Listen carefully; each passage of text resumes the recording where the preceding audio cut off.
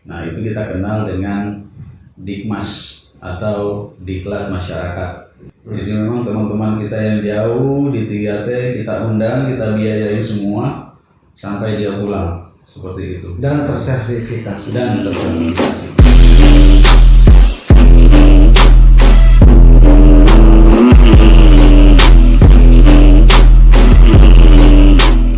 Semangat pagi pegiat energi, sobat energi PPSDM KIBTKE, PPSDM ESDM Kementerian ESDM atau Pusat Pengembangan Sumber Daya Manusia, Ketenagalistrikan, Energi Baru Terbarukan dan Konservasi Energi adalah sebuah lembaga yang memiliki peran dalam mengembangkan kompetensi SDM di bidang ketenagalistrikan dan EBTKE.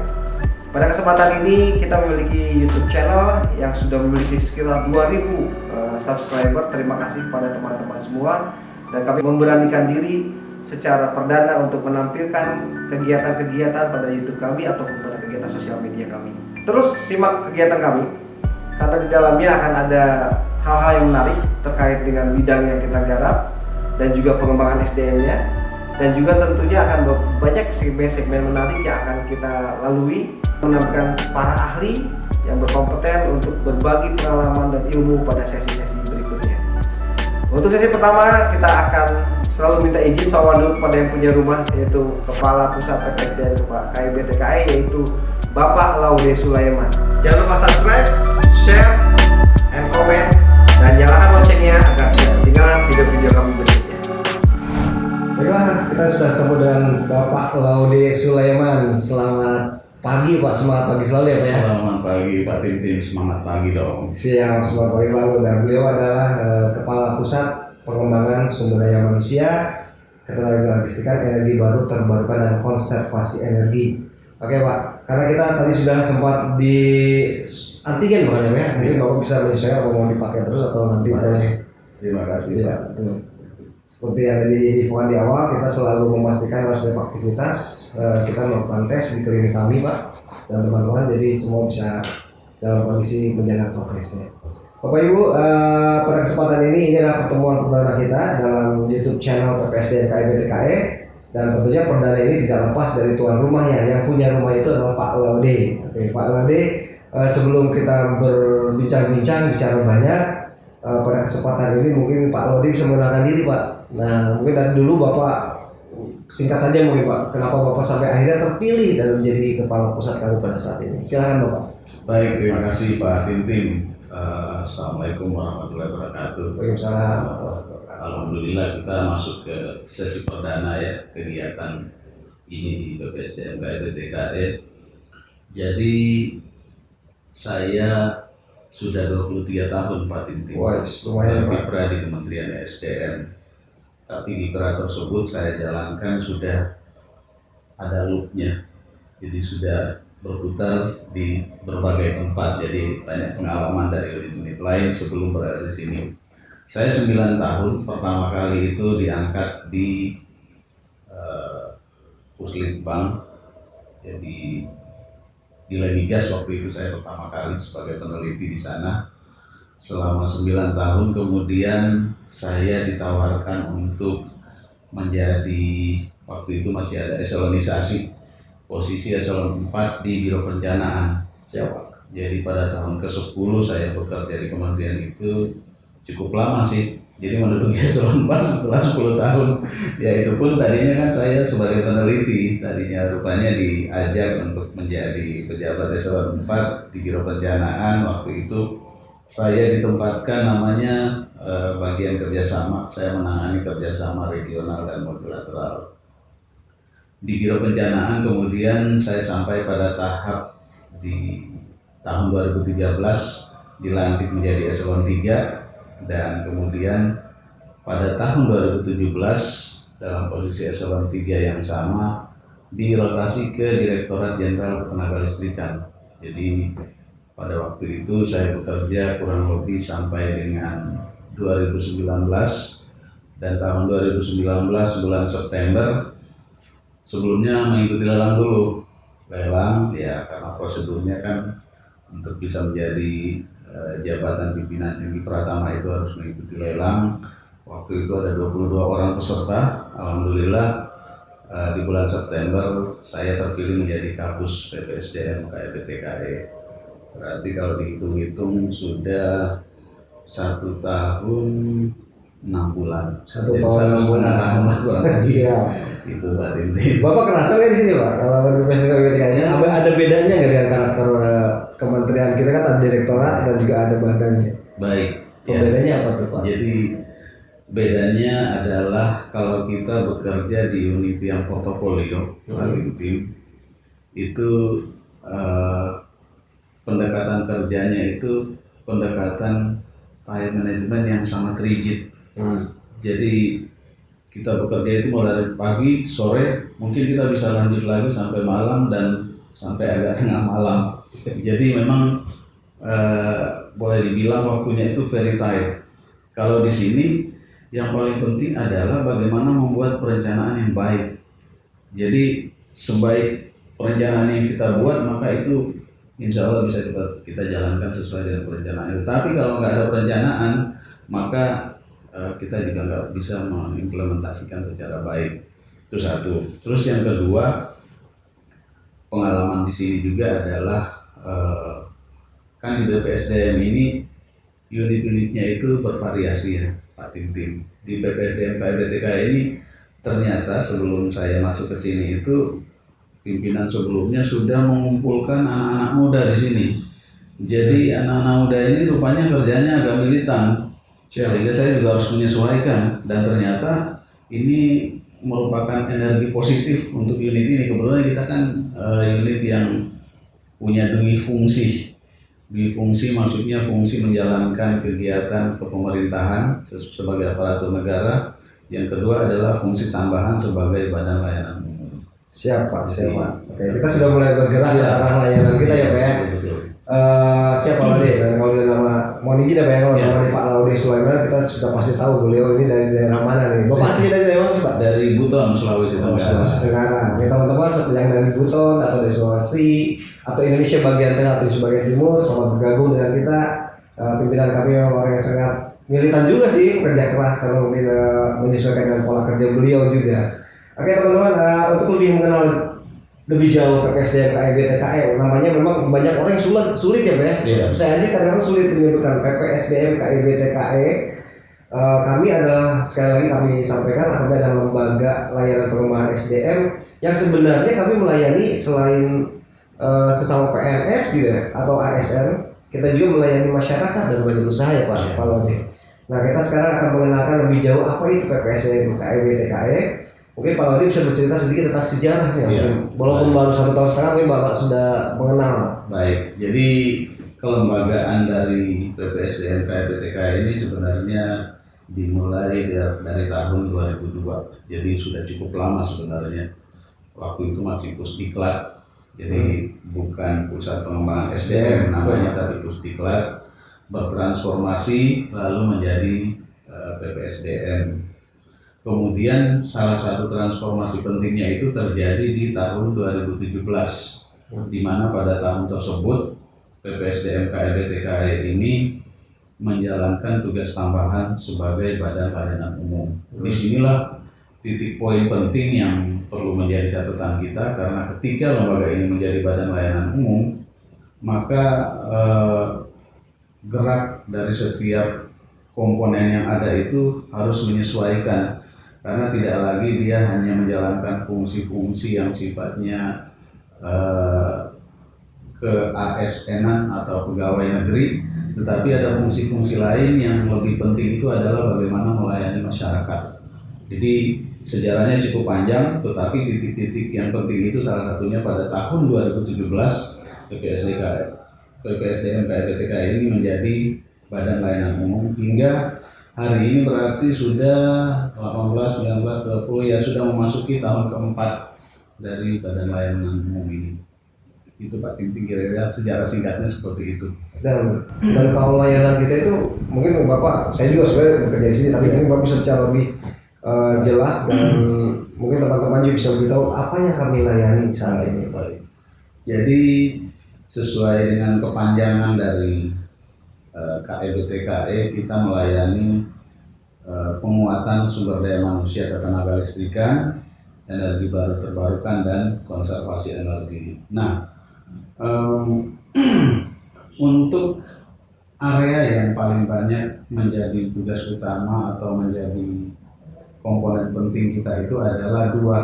Yang pertama adalah kita melaksanakan kediklatan, di mana kediklatan ini sudah dijalankan semenjak pertama kali berdiri, dan kita juga menjalankan kegiatan sertifikasi yang baru tumbuh sejak menjadi BLU tahun 2017, yang mana dua hal ini menjadi bagian penting dari kegiatan BLU ini. Nah, kalau kita bedah di ketenaga listrikan itu, kita memberikan diklat dan sertifikasi mulai dari pembangkitan, kemudian jaringan transmisi, distribusi, lalu kemudian di konservasi energi kita ada energi baru terbarukan, kita macam-macam, bisa PLTS, PLTMH, dan moda-moda aneka energi baru terbarukan lainnya. Kemudian konservasi energi kita ada audit energi dan manajer energi. Jadi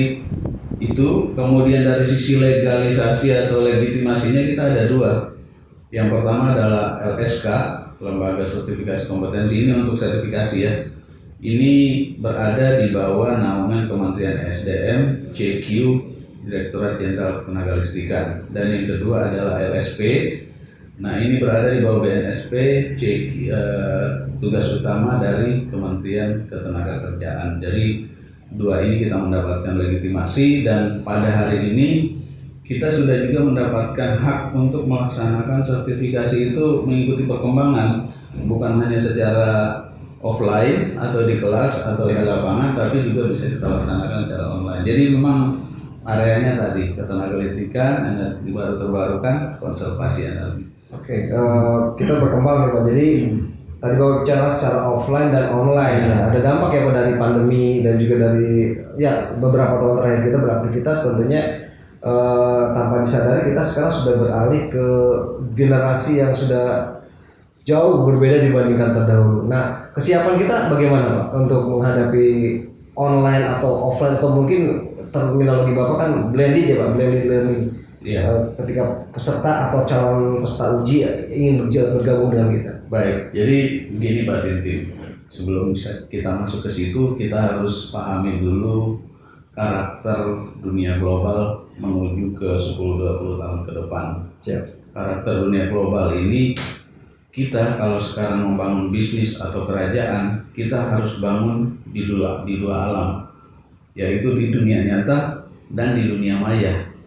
Kita berhasil di dunia nyata, tanpa dukungan dunia maya bisa saja tidak begitu dikenal atau kurang cepat dikenal, atau mungkin malah tidak terkenal karena hanya di dunia nyata, tingkat RT, RW, jadi cuma di situ-situ aja, lokal.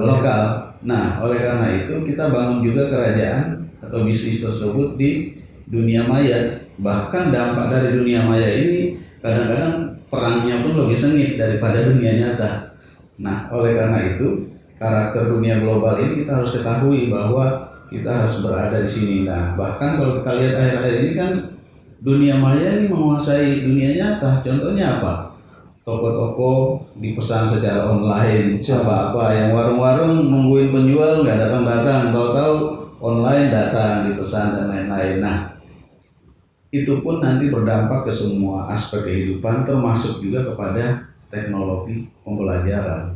Jadi kalau kita bicara teknologi pembelajaran, baru kita masuk tadi yang disebut online dan offline. Nah, kalau offline kan kita sudah melaksanakan sejak lama. Jadi mungkin metode kita sudah cukup dikenal dan sudah dianggap baik, bahkan sudah diakui juga oleh yang memberikan kita legitimasi dari Direktorat Jenderal Ketenaga Listrikan maupun dari BNSP. Tapi yang offline ini di masa pandemi ini, yang online ini di masa pandemi ini merupakan tantangan. Kenapa? Kegiatan penguatan sumber daya manusia termasuk sertifikasi itu kan harus tetap kita jalankan. Nah, sementara dengan kondisi sekarang akhirnya muncul dua tambahan lagi nih, yang tadinya metode offline di kelas, sekarang kita laksanakan dengan dua. Yang pertama adalah online, Ya, yang mana online ini mungkin sudah banyak yang kenal lah, kita Zoom dan lain-lain itu online. Ada juga yang sifatnya blended. Jadi blended ini ada sebagian yang berada di tempat pelaksanaan kegiatan, pembicaranya, pengajarnya dan lain-lain bisa saja berada di tempat lain untuk menciptakan jarak aman atau social distancing. Jadi ini penting juga. Jadi blended ini juga sudah banyak kita laksanakan. Bahkan beberapa sertifikasi terakhir kita laksanakan secara blended, even dengan teman-teman peserta dari Papua. Jadi dengan adanya jadi ada positifnya juga, ternyata kondisi online ini memungkinkan kita bisa menyelenggarakan itu untuk orang-orang di tempat yang jauh-jauh sekalipun sampai di ujung-ujung Indonesia. Jadi itu sih lintas batas sekali Pak. Jadi benar-benar terasa sekali Pak Agus. Pak Laudi, saya pastikan kembali nih Pak. Tadi layanannya kita berarti ada pendidikan atau pelatihan. Ya. Sekarang terminologi pelatihan ya Pak ya. Pelatihan. Dan juga ada sertifikasi ya Pak. Ya, betul. Ada layanan lain tidak selain kedua itu Pak? Oh ada, karena layanan BLU ini kurang lengkap kalau tidak ada layanan lainnya. Jadi kita di sini juga dilengkapi dengan sarana dan prasarana ya. Ada Wisma ini juga kita sudah masukkan kepada pendaftaran online. Jadi pada masa-masa sebelum pandemi kemarin banyak juga yang pesan dari Traveloka menginap di Wisma kita. Ya karena akses kita dekat dengan Taman Mini ya Pak. Betul. Jadi bahkan ada yang dari luar negeri kemarin. Oh iya betul. Tim satu misi itu nginap di tempat kita beberapa kamar. Ya. Nah itu juga kita siapkan dan kawan-kawan kita dengan adanya pandemi ini kita sedang training mereka agar bisa mengoperasikan kamar wisma yang higienis. Jadi bagaimana menangani biar sesuai dengan prosedur kesehatan. Jadi itu bisnis lainnya. Ada juga audit energi, walaupun tidak besar tapi kita laksanakan juga untuk mitra-mitra kita dan jasa konsultasi seperti itu. Tim-tim. Tentunya dengan tenaga ahli yang kompeten ya Pak. Iya, betul. Kita memiliki Widya Suara, memiliki pengajar dari kementerian, dari perguruan tinggi, betul. Dari praktisi. Jadi kita punya jejaring. Betul Pak. Jadi nah ini juga salah satu hal yang perlu menjadi tulang punggung dalam melebarkan kegiatan dan bisnis. Jadi kita harus berpikir bahwa memajukan bangsa ini tidak bisa hanya satu komponen, tetapi seluruh komponen harus bergerak. Nah, caranya adalah dengan memperkuat jejaring. Seperti sekarang ini kita punya asesor bukan hanya dari kantor kita saja. Dari PLN kita ada asesor, dari kawan-kawan perguruan tinggi di daerah-daerah kita juga kerjasama asesor. Jadi tersebar di seluruh Indonesia. Contohnya kemarin kita waktu mengadakan sertifikasi di Papua secara blended, itu asesor kita yang di sana kita tugaskan untuk melihat pada saat ujinya ya. Nah, jadi kita tidak perlu ke sana, cukup menugaskan asesor sama admin dari sini kita pantau. Nah, itu bisa kita laksanakan. Jadi jejaring ini penting baik dengan perguruan tinggi, Pemda dan industri yang layak kita jadikan mitra. Siapa? Nah, bicara kemitraan, tentunya kita sudah banyak mitra ya Pak ya. Selama 2 tahun terakhir ini, 3 tahun terakhir, kira-kira mungkin tidak tanpa menyebutkan, kira-kira mungkin Bapak bisa memikirkan berapa banyak sih orang-orang yang sudah mulai menjadi rekan kita atau sahabat kita dalam mengembangkan kompetensi sumber daya manusia Indonesia ini. Iya. Kalau dari sisi asesor kita sudah banyak ya, jadi sudah tidak direntang di atas 50 sampai 100 asesornya. Kemudian kalau di seluruh Indonesia ya, tersebar di seluruh Indonesia. Tersebar di seluruh Indonesia. Lalu kita juga ada tempat uji kompetensi. Tempat uji kompetensi ini juga tersebar juga dan sudah cukup banyak, sudah mencapai 20-an lokasi, khususnya dengan PLN dan badan usaha yang bergerak di energi terbarukan seperti perusahaan yang bergerak di eksplorasi panas bumi dan sejenisnya ya, seperti itu. Jadi kalau dari sisi kemitraan sudah cukup banyak dan jejaring juga sedang kita bangun terus, kita jaga terus karena ini merupakan salah satu kekuatan kita di era global. Tidak bisa kita hanya sendiri tapi harus bersama-sama. Siapa? Mungkin untuk memastikan kembali teman-teman bahwa memang layanan kami tidak akan lepas dari tugas fungsi kami sebagai ASN ya. Betul. Tentunya tidak ada maksud untuk apakah mengambil keuntungan atau mungkin Bapak bisa cerita banyak nih.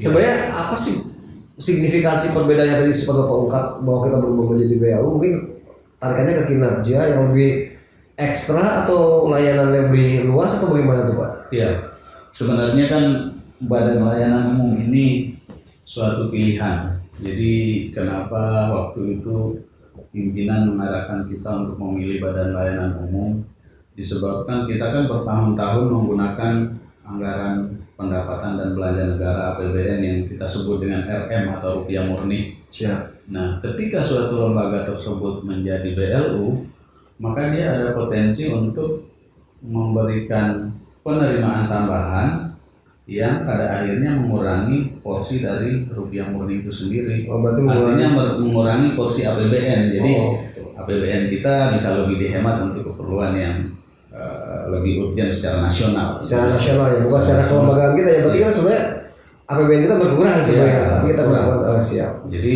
penambahan tersebut, pertanyaannya lalu penambahan tersebut dari mana? Kan seperti itu. Betul Pak. Penambahan tersebut berasal dari layanan yang kita berikan kepada masyarakat. Makanya tadi saya bilang pada tahun 2017 begitu kita sudah jadi BLU, kita bukan hanya pediklatan saja tapi ada sertifikasi. Kenapa? Karena untuk mendapatkan PNBP itu atau pendapatan yang tidak membebani APBN itu kita harus mencari sendiri di industri, di masyarakat. Pertanyaannya apakah kita berbisnis? Tentu ini kembali kepada aturan BLU itu sendiri, karena kan sebagian banyak juga lembaga-lembaga afiliasi dari pemerintah sudah berubah menjadi BLU. Sebenarnya tujuan utamanya bukan mencari keuntungan, tapi tujuan utamanya bisa melayani masyarakat dan tidak membebani banyak kepada APBN. Jadi dua itu, pelayanan seluas-luasnya kepada masyarakat dan tidak terlalu membebani APBN. Atau istilahnya kalau kan tadi Bapak nyebut PNBP kan pendapatan negara bukan pajak, berarti sebenarnya mengurangi beban pajak ya untuk dialihkan ke arah layanan kami. Oke Pak, mungkin di sesi-sesi menjelang akhir ini kita akan pastikan lagi Pak, tadi kan sudah bicara tentang awal sampai akhir tentang PTSDM, KEB, TKE gitu ya.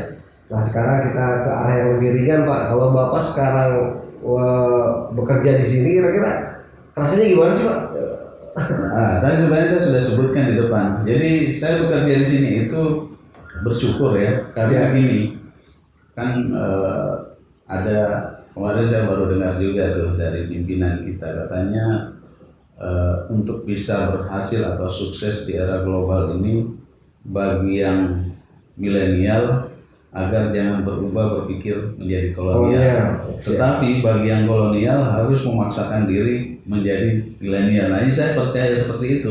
Kebetulan memang anak buah di sini banyak orang milenial. Kalau tidak bisa menyesuaikan, nah maka kita jadinya tanya sana tanya sini. Atau mungkin milenial itu kan orangnya tidak banyak bicara, banyak berbuat. Ketika dia berbicara banyak bercanda. Ini jadi ciri khasnya milenial, tapi itu memberikan energi buat kita sehingga kita tidak berhenti, apalagi kalau milenial kan memang militan ya, tidak mengenal waktu. Kadang-kadang kalau sudah bekerja fokus sampai tuntas baru selesai. Tiba-tiba selesai itu kita baru mau nanya sedikit udah diajak bercanda. Jadi memang ada dinamikanya. Mungkin saya harus meninggalkan juga cara-cara berpikir yang lama ya. Saya kan sudah 23 tahun, memang ada perbedaan di era saya bekerja dengan senior-senior saya dulu sama adik-adik saya yang ada di PPSDM dan BTKE ini harus bisa menyesuaikan.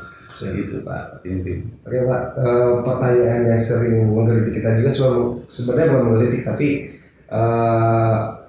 sebenarnya kita perlu pastikan juga Pak, kalau teman-teman ingin mengakses layanan kita, tentunya ada yang memang menggunakan akses PNBP gitu ya, yang tentunya teman-teman bisa menggunakan akses BLU tadi.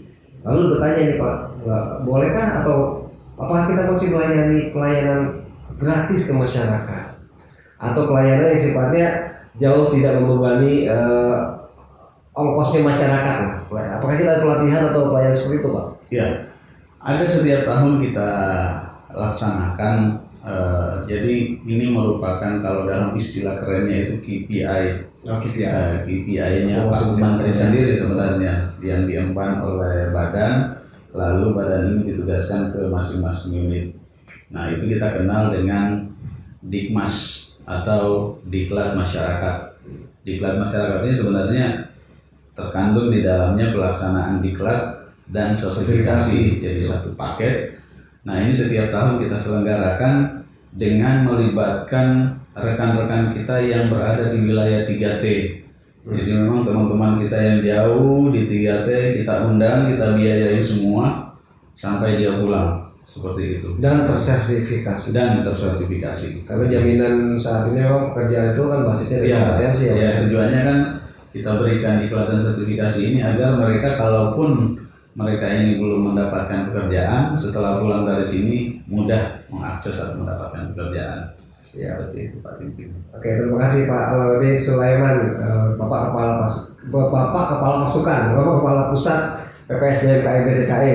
Dan kita sudah masuk ke sesi akhir, dan memang sebelum kita tutup sesinya, tentunya kalau tadi Bapak mengquote statementnya Pak Kepala Badan ya Pak ya. Kalau Kepala Badan itu adalah koordinat atau atasan kami di level badan.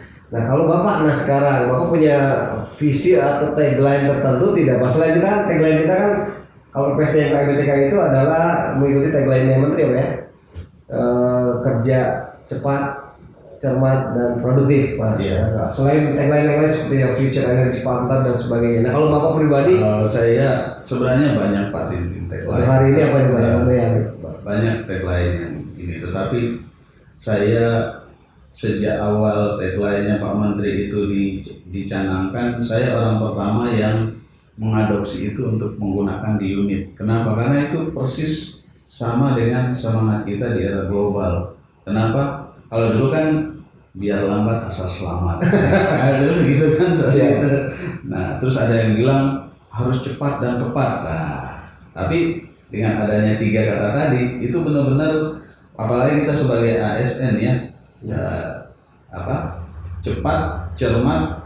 Nah, tapi walaupun cepat cermat, kalau nggak ada produk apa-apa kan nggak bagus. Makanya cepat, cermat, produktif.